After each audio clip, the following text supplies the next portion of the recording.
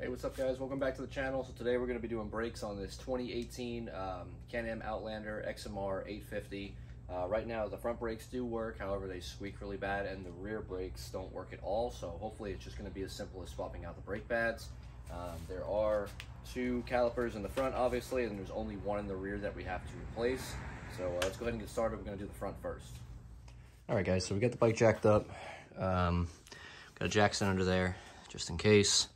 Front tires are off, rear wheel is chucked so it won't move, and just looking at these brakes you can see that there is like no pad left. It's literally just metal on metal there, so that's the old pad.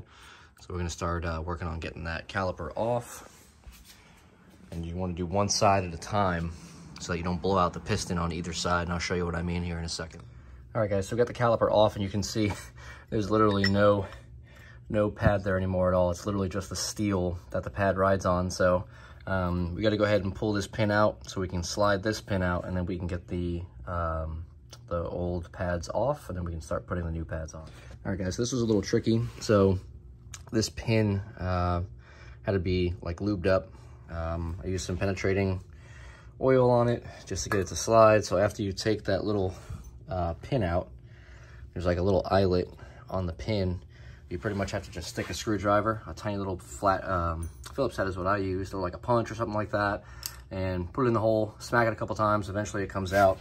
And then now we've got the old brake pads out, so now we can go ahead and get this caliper cleaned up, and then we'll throw the new brake pads in. So almost forgot guys, before you put the new pads in, you want to compress both pistons down as far as they'll go, otherwise you won't be able to get the new pads in. So to do that, I just use this like C-clamp here, and you pretty much just wrap it around the caliper like so, and then just gradually as it goes in, you just tighten up the channel lock, and then it'll compress the piston all the way down. You gotta do that for both sides, and that's why I was saying it was important to do one side at a time. Make sure you leave the other side on, because if you go to push the piston in on this side and the other caliper is apart, you'll actually increase the pressure and blow that piston out of the caliper on the other side. So like I said, just make sure you do one side at a time and you'll be fine. So let's go ahead and throw these pads in. All right guys, so we got the caliper back on.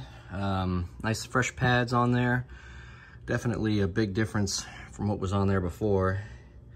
You can see all the meats there compared to this freaking metal on metal. It's crazy how people will take something that's so important like brakes and just let them run down like that. I know it's a mud bike, but still, it's a little insane. It's 50 bucks for these brakes. Like, why, why do that? So, got the pin back in there. If you have a problem after you compress the piston, getting the pads to slide over the rotor, excuse me, just put a flathead screwdriver in there and just kind of space them out, and they'll slide right over. Then I just went ahead and threw those bolts back in, and then now we're ready to work on the other side. I'm gonna skip that because it's the exact same thing as this.